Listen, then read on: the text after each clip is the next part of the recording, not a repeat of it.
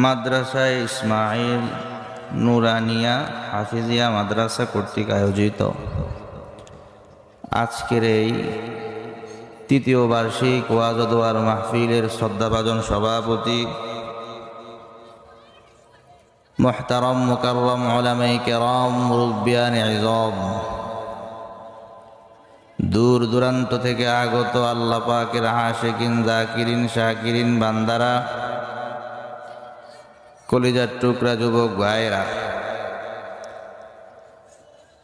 এই গত বছরও একই সমস্যার সম্মুখীন হয়েছি। প্রচুর আওয়াজ বাহিরে, খুব কষ্ট লাগে। গত বছরও একই সমস্যা। গত বছর আওয়াজ করছে পিছনে, এবছর আওয়াজ করতেছে পাশে। মাহফিলের যদি কোনো স্বেচ্ছাসেবক থাকে, মেহরবানি করে যদি এদেরকে একটু থামাইয়া দিতেন, আওয়াজগুলাতে একটু অসুবিধা হয়। আল্লাহ তৌফিক দান করুক, বলেন আমিন।